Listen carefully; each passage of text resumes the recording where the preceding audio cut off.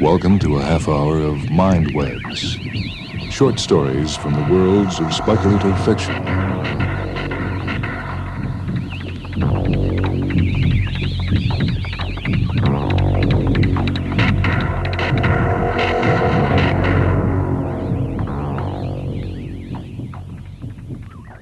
This story comes from the Roger Zelazny book, The Doors of His Face, The Lamps of His Mouth, and Other Stories. It's Devil Car.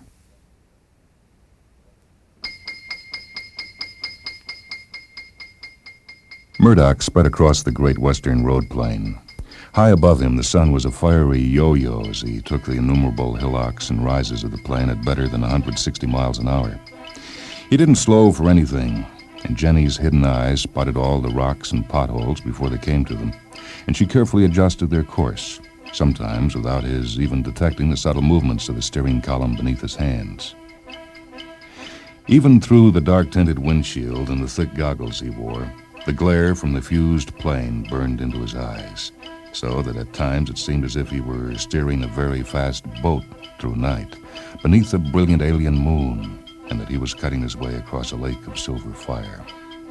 Tall dust waves rose in his wake, hung in the air, and after a time settled once more. You are wearing yourself out, sitting there clutching the wheel that way, squinting ahead. Why don't you try to get some rest? Let me fog the shields. Go to sleep and leave the driving to me. No, Jenny, I want it this way. All right, I just thought I would ask. Yeah, thanks. About a minute later, the radio began playing. There was a soft, stringy sort of music. Hey, cut that out.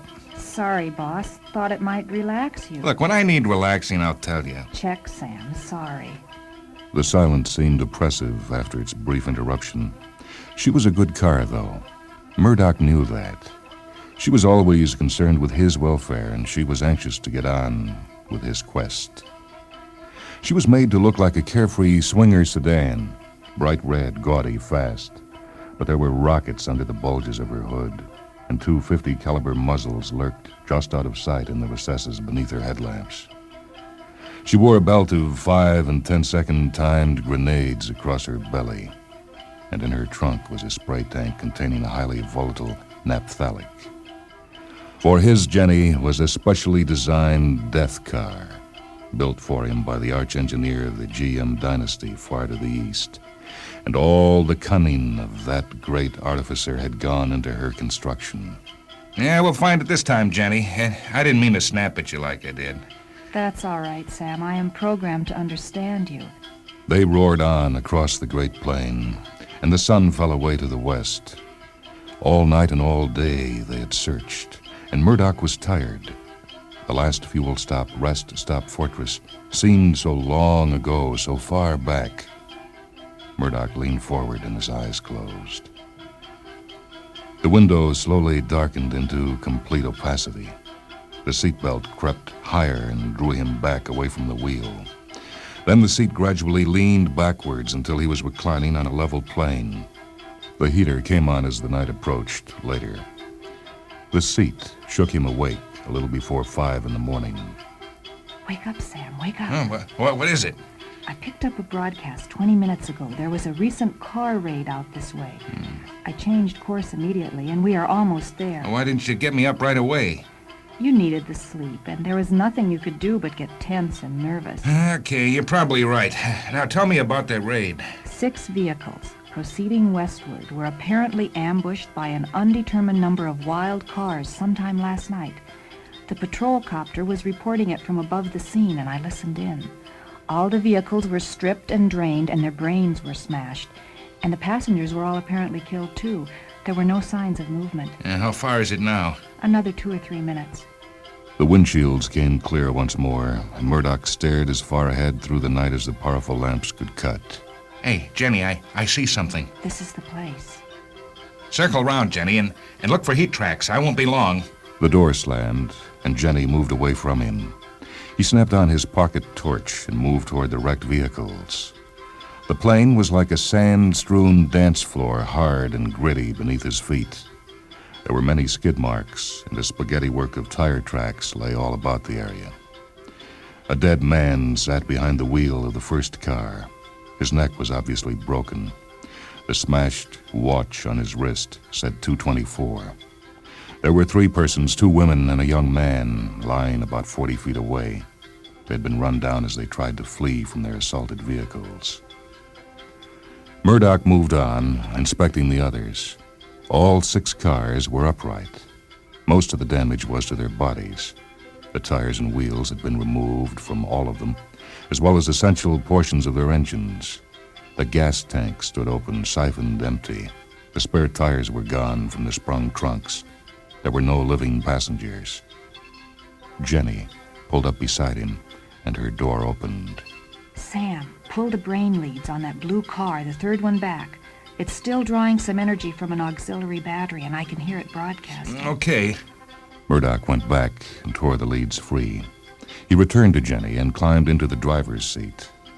Did you find anything? Some traces heading northwest. Okay, yeah, follow them. The door slammed and Jenny turned in that direction. They drove for about 5 minutes in silence. Then Jenny said, There were 8 cars in that convoy. What? I just heard it on the news. Apparently 2 of the cars communicated with the wild ones on an off band. They threw in with them. Then they gave away their location and turned on the others at the time of the attack. Yeah, what about their passengers? They probably monoed them before they joined the pack.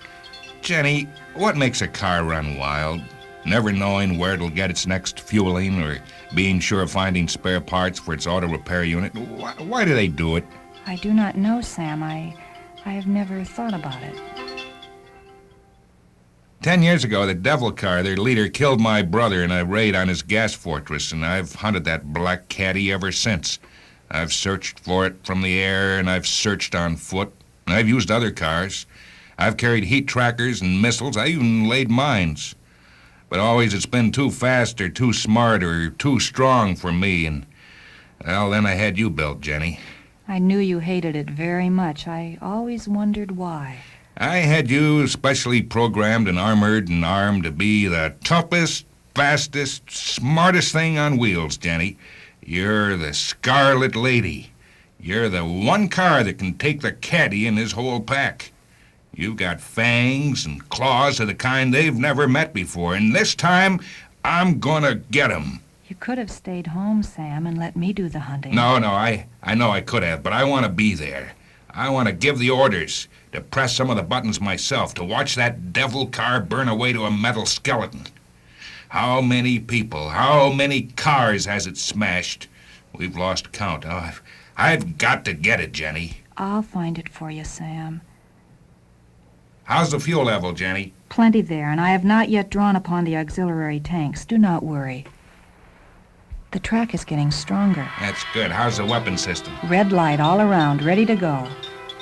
Some of them carry dead people strapped inside, Jenny, so they'll look like decent cars with passengers. The Black Caddy does it all the time. And it changes them pretty regularly, too. It keeps its interior refrigerated so they'll last. You know a lot about it, Sam. It fooled my brother with phony passengers and phony plates. Got him to open his gas fortress to it that way. Then the whole pack attacked. It's painted itself red and green and blue and white on different occasions, but it always goes back to black sooner or later. It doesn't like yellow or brown or two-tone. No, I've got a list of almost every phony plate it's ever used. It's even driven the big freeways right into towns and fueled up at regular gas stops. You often get its numbers that tears away from them just as the attendant goes up on the driver's side for his money. It can fake dozens of human voices, too, Jenny. They can never catch it afterwards, though, because it's souped itself up too well. It always makes it back here to the plane and then loses them. It's even raided used car lots. Jenny turned sharply in her course. Sam, the trail is quite strong now. This way. It goes off in the direction of those mountains. Follow. For a long time, then, Murdoch was silent. The first inklings of morning began in the east. The pale morning star was a white thumbtack on a blue board behind them. They began to climb a gentle slope. Get it, Jenny. Go get it. I think we will. The angle of the slope increased. Jenny slowed her pace to match the terrain, which was becoming somewhat bumpy. What's the matter? It's harder going here. Also, the trail is getting more difficult to follow. Why is that? There is still a lot of background radiation in these parts, and it is throwing off my tracking system. Well, keep trying, Jenny. The track seems to go straight toward the mountains. Follow it. They slowed some more. I am all fouled up now, Sam. I have just lost the trail. It must have a stronghold somewhere around here, Jenny, a cave or something like that, or it can be sheltered overhead. It's the only way it could have escaped aerial detection all these years. What should I do? Well, go as far forward as you can and scan for low openings in the rock. And be wary, and be ready to attack in an instant, Jenny. They climbed into the low foothills. Jenny's aerial rose high into the air, and the moths of steel cheesecloth unfolded their wings and danced and spun about it, bright there in the morning light. Nothing yet, and we can't go much further. Well, then we'll cruise along the length of it and keep scanning. To the right or to the left? I don't know. Which way would you go if you were a renegade car in the Lamb? I do not know. Well, pick one. It doesn't matter. To the right, then. After half an hour, the night was dropping away behind the mountains.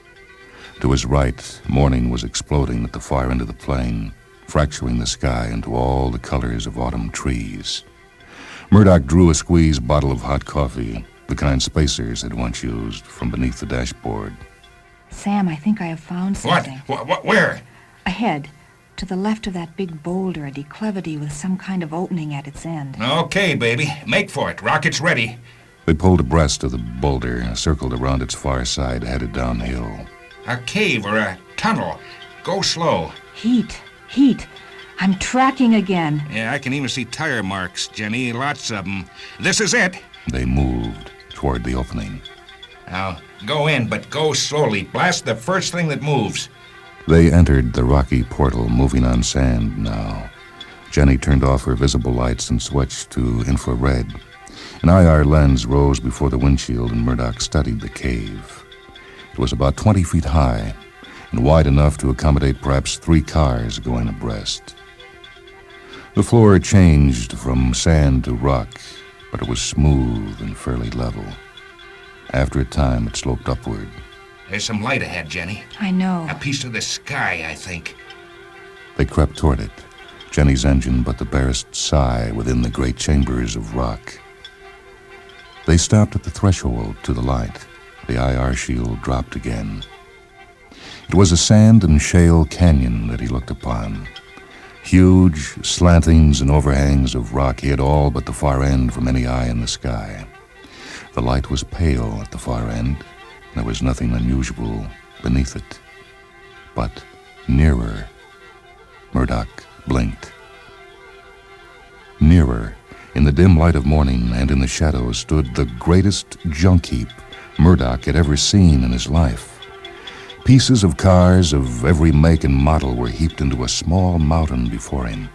There were batteries and tires and cables and shock absorbers. There were fenders and bumpers and headlamps and headlamp housings. There were doors and windshields and cylinders and pistons, carburetors, generators, voltage regulators, and oil pumps. And Murdoch stared. Jenny, we found the graveyard of the autos. A very old car, which Murdoch had not even distinguished from the junk during that first glance, jerked several feet in their direction and stopped as suddenly. The sound of rivet heads scoring ancient brake drums screeched in his ears. Its tires were completely bald, and the left front one was badly in need of air. Its right front headlamp was broken, and there was a crack in its windshield. It stood there before the heap, its awakened engine making a terrible rattling noise. What's happening? What is it? He is talking to me. He is very old. His speedometer has been all the way around so many times that he forgets the number of miles he has seen. He hates people, whom he says have abused him whenever they could. He is the guardian of the graveyard. He is too old to go raiding anymore, so he has stood guard over the spare parts heap for many years. He is not the sort who can repair himself as the younger ones do, so he must rely on their charity and their auto repair units. He wants to know what I want here. Ask him where the others are. But as he said it, Murdoch heard the sound of many engines turning over until the valley was filled with the thunder of their horsepower. They are parked on the other side of the heap. They are coming now. I'll hold back till I tell you to fire. Then the first car, a sleek yellow Chrysler, nosed around the heap. Murdoch lowered his head to the steering wheel, but kept his eyes open behind his goggles. Tell them that you came here to join the pack and that you've monoed their driver. And try to get the black caddy to come into range. He will not do it. I'm talking with him now. He can broadcast just as easily from the other side of the pile. And he says he is sending the 6 biggest members of his pack to guard me while he decides what to do. He has ordered me to leave the tunnel and pull ahead into the valley. Go ahead, then. Slowly. They crept forward. 2 Lincolns, a powerful-looking Pontiac, and 2 Mercs joined the Chrysler. 3 on each side of them, in position to ram. Has he given you any idea how many there are on the other side? No, I asked, but he will not tell me. Well, we'll just have to wait, then. He stayed slumped, pretending to be dead. After a time, his already tired shoulders began to ache. Finally, Jenny spoke. He wants me to pull around the far end of the pile, now that they have cleared the way, and to head into a gap in the rock which he will indicate. He wants to have his automech go over me. We can't have that, but head around the pile. I'll tell you what to do when I've gotten a glimpse of the other side. The 2 Mercs and the big chief drew aside, and Jenny crept past them. Murdoch stared upwards from the corner of his eye, up at the towering mound of junk they were passing. A couple well-placed rockets on either end could topple it, but the automech would probably clear it eventually. They rounded the left-hand end of the pile. Something like 45 cars were facing them at about 120 yards distance, to the right and ahead. They had fanned out. They were blocking the exit around the other end of the pile, and the 6 guards in back of him now blocked the way behind Murdoch. On the far side of the farthest rank of the most distant cars, an ancient black caddy was parked. It had been beaten forth from assembly during a year when the apprentice engineers were indeed thinking big. Huge it was and shiny, and a skeleton's face smiled from behind its wheel. Black it was and gleaming chromium, and its headlamps were like dusky jewels or the eyes of insects. Every plane and curve shimmered with power, and its great fish-tailed rear end seemed ready to slap at the sea of shadows behind it on an instant's notice as it sprang forward for its kill. That's it, the devil car. He is big. I have never seen a car that big. He wants me to head into that opening and park. Head toward it slowly, but don't go into it. They turned and inched toward the opening. The other cars stood, the sounds of their engines rising and falling. Check all weapon systems. Red all around. The opening was 20 feet away. When I say now, go into neutral steer and turn 180 degrees fast, Jenny. They can't be expecting that. They don't have it themselves. And then open up with the 50 calibers and fire your rockets at the caddy. Turn at a right angle and start back the way we came and spray the naphtha as we go and fire on the 6 guards. Now! He was slammed back as they spun, and he heard the chattering of her guns before his head cleared. By then, flames were leaping up in the distance. Jenny's guns were extruded now and turning on their mounts, spraying the line of vehicles with hundreds of leaden hammers. She shook twice as she discharged 2 rockets from beneath her partly opened hood. Then they were moving forward, and 8 or 9 of the cars were rushing downhill toward them. She turned again in neutral steer and sprang back in the direction from which they had come, around the southeast corner of the pile. Her guns were hammering at the now retreating guards, and in the wide rear-view mirror, Murdoch could see that a wall of flame was towering high behind them. You missed it! You missed the black caddy, Jenny. Your rockets hit the cars in front of it and it backed off. I know. I'm sorry. You had a clear shot. I know. I missed. They rounded the pile just as 2 of the guard cars vanished into the tunnel. 3 more lay in smoking ruin. The 6th had evidently preceded the other 2 out through the passage. Here it comes now. Around the other end of the pile. Kill it! Kill it! The ancient guardian of the graveyard, it looked like a Ford, but he couldn't be sure, moved forward with a dreadful chattering sound and interposed itself in the line of fire. My range is blocked. Smash that junk heap and cover the tunnel. Don't let the caddy escape. I can't. Why not? I just can't. That's an order, Jenny. Smash it and cover the tunnel. Her gun swiveled, and she shot out the tires beneath the ancient car. The caddy shot past and into the passageway. You let it get by! You let it get by! Get after it! All right, Sam, I'm doing it. Don't yell. Please don't yell. She headed for the tunnel. Inside, he could hear the sound of a giant engine racing away, growing softer in the distance. Don't fire here in the tunnel. If you hit it, we may be bottled in. I know, I won't. Drop a couple 10-second grenades and step on the gas. Maybe we can seal in what's ever left moving back there. Suddenly, they shot ahead and emerged into daylight. There was no sign of any other vehicle about. Find its track and start chasing it. There was an explosion up the hill behind him, within the mountain. The ground trembled, then it was still once more. There are so many tracks. You know the one I want, the biggest, the widest, the hottest. Find it! Run it down! I think I have it, Sam. Okay, good. Now proceed as rapidly as possible for this terrain. Murdoch found a squeezed bottle of bourbon and took 3 gulps. Then he lit a cigarette and glared into the distance. Why did you miss it? Why did you miss it, Jenny? She did not answer immediately. He waited. And finally she said, Because he is not an it to me. He has done much damage to cars and people, and that is terrible, but there is something about him, something noble. The way he has fought the whole world for his freedom, Sam, keeping that pack of vicious machines in line, stopping at nothing to maintain himself that way, without a master, for as long as he can remain unsmashed, unbeaten. Sam, for a moment back there, I wanted to join his pack, to run with him across the great road plains, to use my rockets against the gates of the gas forts, for him. But I could not mono you, Sam. I was built for you. I am too domesticated. I am too weak. I could not shoot him, though, and I misfired the rockets on purpose. But I could never mono you, Sam, really. Thanks. Yeah, thanks a lot, you overprogrammed ashcan. Thanks a lot. I am sorry, Sam. Shut up. No, not yet. First tell me what you're going to do if we find him. I don't know. Well, think it over fast, Jenny. You see that dust cloud ahead as well as I do, and you'd better speed up. They shot forward. Well, wait till I call Detroit. They'll laugh themselves silly till I claim the refund. I am not of inferior construction or design. You know that. I am just more... Emotional. Than I thought I would be. I had not really met many cars except for young ones before I was shipped to you.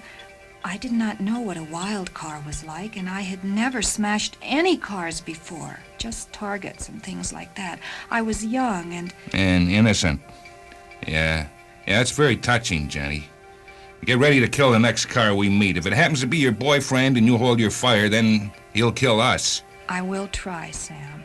The car ahead had stopped. It was the golden Chrysler. 2 of its tires had gone flat and it was parked, lopsided, waiting. Leave that one. Save the ammo for something that might fight back. Did it say anything, Jenny? Machine profanity. I've only heard it once or twice, and it would be meaningless to you. Any cars actually swear at each other? Occasionally. I imagine the lower sort indulge in it more frequently, especially on freeways and turnpikes when they become congested. Let me hear a machine swear word. I will not. What kind of car do you think I am anyway? I'm sorry. You're a lady. I forgot. There was an audible click within the radio. They raced forward on the level ground that lay before the foot of the mountains. Murdoch took another drink and then switched to coffee. 10 years. 10 years. The trail swung in a wide curve as the mountains jogged back and the foothills sprang up high beside them. It was over almost before he knew it. As they passed a huge orange-colored stone massif, sculpted like an upside-down toadstool by the wind, there was a clearing to the right. It shot forward at them, the devil car. It had lain in ambush, seeing that it could not outrun the Scarlet Lady, and it rushed toward a final collision with its hunter. Jenny skidded sideways as her brakes caught with a scream and a smell of smoke, and her .50 calibers were firing, and her hood sprang open, and her front wheels rose up off the ground as the rockets leapt wailing ahead. And she spun around 3 times, her rear bumper scraping the salt sand plain, and the third and last time she fired her remaining rockets into the smoldering wreckage on the hillside. And she came to a rest on all 4 wheels, and her .50 calibers kept firing until they were emptied. and then a steady clicking sound came from them for a full minute afterwards, and then all lapsed into silence. Murdoch sat there shaking, watching the gutted, twisted wreck blaze against the morning sky. You did it, Jenny. You killed him. You killed me, the devil car. But she did not answer him. Her engine started once more, and she turned toward the southeast and headed for the fuel stop, rest stop fortress that lay in that civilized direction. For 2 hours they drove in silence, and Murdoch drank all his bourbon and all his coffee and smoked all his cigarettes. Jenny, say something. What's the matter? Tell me. There was a click, and her voice was very soft. Sam, he talked to me as he came down the hill. Murdoch waited, but she did not say anything else. Well, what did he say? He said, "Say you will mono your passenger, and I will swerve by you." He said, "I want you, Scarlet Lady, to run with me, to raid with me. Together they will never catch us." And I killed him. Murdoch was silent. He only said that to delay my firing, though, did he not? He said that to stop me, so that he could smash us both when he went smash himself, did he not? He could not have meant it, could he, Sam? No, of course not. Of course not. It was too late for him to swerve. Yes, I suppose it was. Do you think, though, that he really wanted me to run with him, to raid with him, before everything, back there? Yeah, probably, baby. You're pretty well equipped. Thanks. Before she turned off again, he heard a strange mechanical sound falling into the rhythms of profanity or prayer. Then he shook his head and lowered it, softly patting the seat beside him with his still unsteady hand.